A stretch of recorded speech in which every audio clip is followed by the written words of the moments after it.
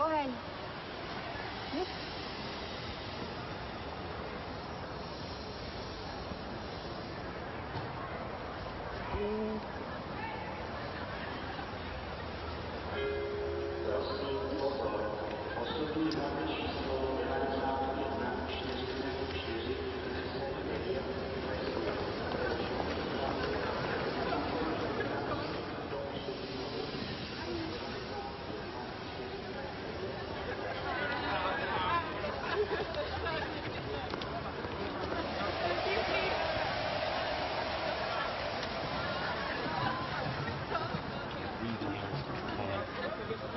College kids like a discotheque. I'm sorry. You are a nice boy, but I'm too beautiful for you. Goodbye, brother from America. You want one more kiss before I go? Are you kidding?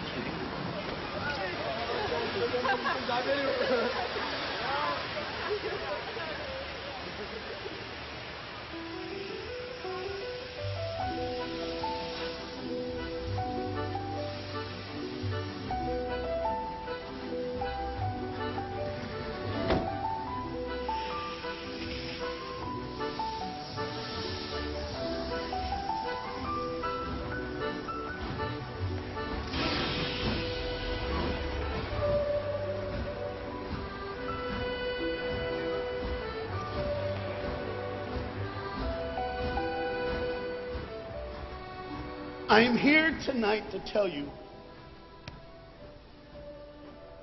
about a father who loved his son and a son who loved his dad. The way this story is going to unfold for you, it's a little bit different because I want to bring it to now.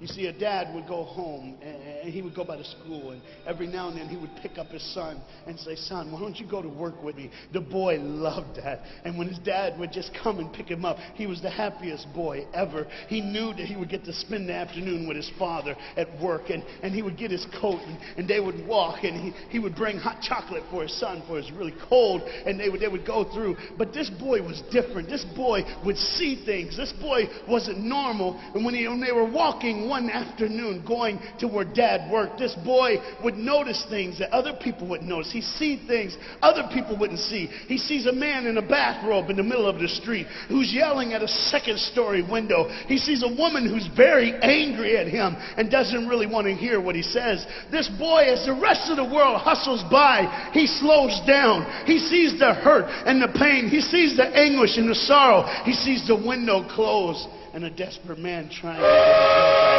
What he did doesn't matter. That he hurting is all that matters.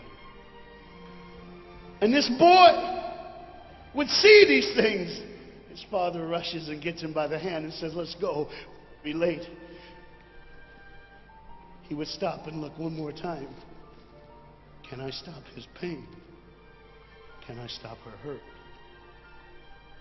But the boy loved his father. They would go and they would catch the trolley. I think that's what you call it here. We call it a tram. Yeah, I don't know the words. But he would get on there with his dad, and the boy would just notice people. He would look. And that day, one particular, he noticed something as he got on the train. To explain something. As you can hear, there's a train coming, and I got to get through this before the train gets here. He saw a man. He saw a woman. He saw that the man seemed very happy, and the woman seemed very sad. And he couldn't understand why they could be together, and one be happy and the other be sad. He couldn't understand that. But the little boy knew that there was something wrong. He had this feeling, this instinct that was amazing, how he cared for other people, but he loved none other than his father. He knew his daddy loved him, and as he watched the world and their hurt and their pain, he knew that he would always have a father. But he even noticed this. I need you to understand as you hear this story and get involved in the life of this man and his son.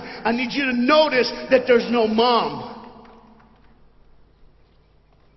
As they walked through the woods, the boy would say to his father, Dad, what will I do when I grow up?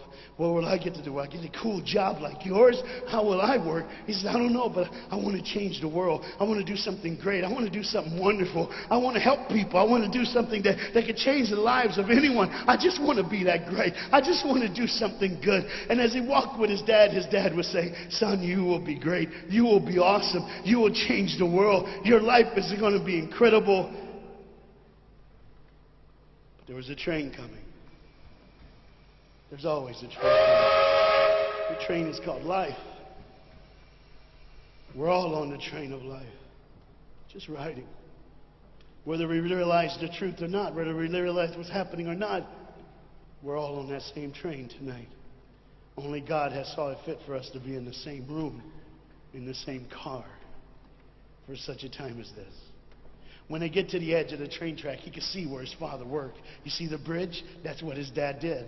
You see, the bridge was very, very important. Boats needed to come to the harbor to get off their goods so they could make money. But trains were coming with people going from one town to the next. Not many cars in Europe, so they couldn't use a lot of that. So many people, not enough roads, so everybody used that train to get from the town to town to get to work and to get home. And one day the train was coming by. What you have to understand is that boy loved going to work with his dad. He would stay right by the river's edge, and he would do what he loved to do the most. Let me explain that. He loved to fish. Anybody like to fish here? Oh, all the guys go, The dad looks at his boy and he says, son, now remember the rules. You got to stay right here because I can see you from the window right here. Don't get out of the sight of this window because you got to stay there so I know you're safe. Catch you something good to eat. But as you can hear, the train's coming. The father's job was cool. If I wasn't a preacher, I wouldn't mind doing that. Get to work. Get grease on you. Even if you didn't have to, you just squirt it on you like you feel like you did something. That's what I would do. There was a boat coming in the harbor. Timing is very essential. I'll go ahead and give you the key. The key is this. There's always a light. Everybody say light. Say it again. One more time. There's a light that the train conductor needs to see. If that light is green, he can go. If it's red, he must stop. You see, God has given us road signs in our life that we must read. Lines that tell us to go and lines that tell us to stop. Whether we read those and believe them or not is up to us. That's why some of you have fallen and you cannot get up. But tonight, that's why I'm here. The boat needed to come through, so he called, and the man said, okay, I got time. It's a long time before the train should come. So he pulls the lever, as you just saw, and the big, huge stone steel bridge, the gears started turning. They started cranking the steam. All of a sudden, gears are moving, and that big, huge bridge is just starting to go up. As it rises higher and higher, he has to watch and make sure everything's set, everything's good, everything's fine. As he looks out the window, he can see everything, but the dad, being a good dad, keeps one eye on his work, but the other eye on his baby. One eye on the world, but the other eye on his children. You think God doesn't know where you are? He keeps one eye on his world and one eye on his child. No matter what you've done or where you've been, it's one eye on the world, but the other eye's on you. He's watched you and he's kept you. Even though your train is coming down the track, he understands that. And even though sometimes, oh, I'm not going to get ahead of myself. See the red light? He didn't see it. So many times we don't see the red light. See, to just say the train was early. The boy can hear and see the steam. And he looks and says, Daddy, the train. Daddy, the train's early. Daddy, you got a daddy. Hey, Daddy, the train. Daddy, the train's coming. But the dad was looking at the gears, making sure he had enough oil, making sure there was enough steam to get the bridge back down for the train. And the boy knew one thing. Now listen, the boy knew that his dad one time showed him where the trigger was. It was a red lever. If he pulls it, the train bridge would collapse down fast and the train would be able to come across. All the boy knew was there were people on that train. There were people that needed to be saved. There were people that had, some of them just with their friends having a good time, like everything's fine. They did not know that the bridge was up. They did not know what was coming. They're just living their life like you and me, just going down the road, just being our own thing, doing our own thing. And the dad all of a sudden hears the train coming. He looks and then he says, oh, my son. He looks out and his boy's gone. He's like, oh my God, where's my son? Where's my son? He got to figure out. He looks back just in time to see his son trying to save the day. All he had to do was pull that lever. He reaches in to pull it, and the boy pulls too far, and he falls in the hole. Now it's on the Father. And God the Father, did you hear me? God the Father has to make a choice. It's his now. Do I save my son, or do I save the world? But they don't even know. They don't even know. The greatest decision of his life. He can blame it on them not seeing the red light. He can blame it doesn't matter anymore. Pull the lever, save the world. Leave it up, save your son. For God so loved the world that he gave his only son.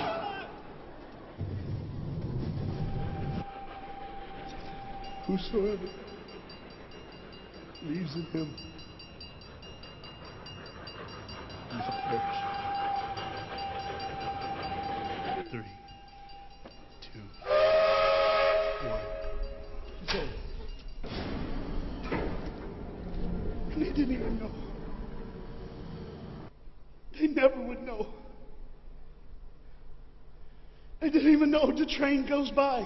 It's fine. Everything's cool. The bridge is down. Just like always. It's always going to be down. Are you hearing me tonight? He gave his only son. For God so loved the world that he gave. And you know what's amazing? I wonder what God did right when his son died on that cross. When he breathed his last breath. When he took that breath and he breathed and it was over. Here's what the Father would have looked like. They didn't even know. Just trying to think of their life. Just trying to figure out what they're going to do next. Just thinking about the person they're going to see. The people they're going to hang out with. Just trying to be, just loving, caring. Doesn't matter if you're blind. Doesn't matter if you're putting on a little more makeup, trying to look pretty for somebody, or just wearing another mask. It doesn't matter. God gave his son for you. What will I do when I grow up? Where will I go when I grow up? Oh, we gotta change. And there was a girl in the bathroom on the train, liquefying her heroin to shoot up one more time. He died for her. He died for her.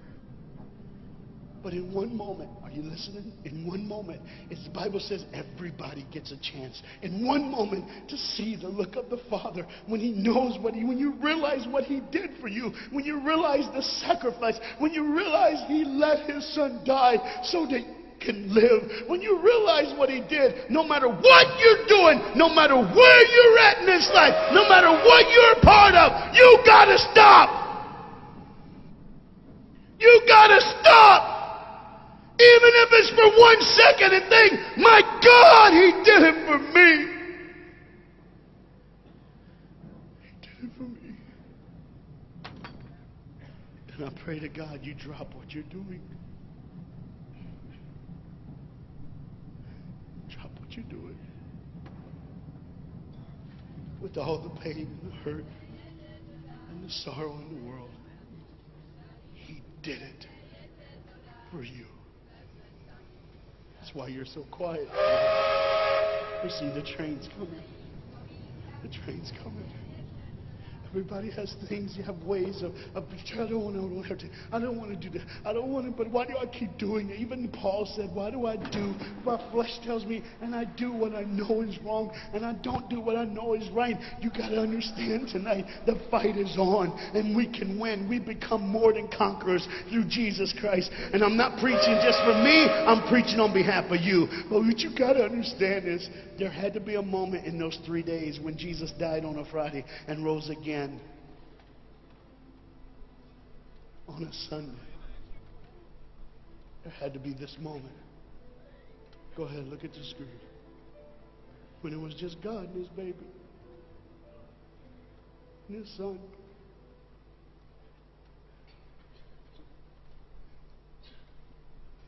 Every sin that's ever been committed in this earth is rolling through your mind right now. I'm here to tell you that as the sun sets in the afternoon, the sun will rise again. And when the sun rises again, you cannot change your past, but you can change your future. You see, it's always a different day. One day someone lives, the next day they die, the next day you wake up and you're still living. You're like, why am I going to live? Why does this have to be my turn? Why can't I? You can just preach. I could have stopped, but I need you to see the whole picture here.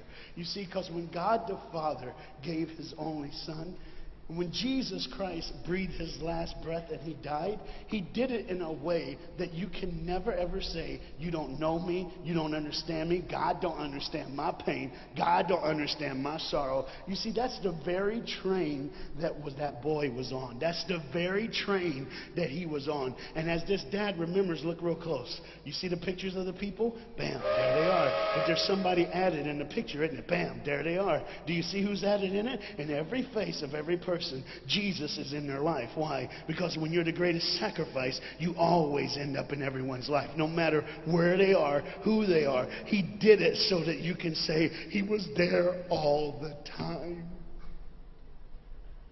Waiting patiently in line. Jesus Christ was there all the time.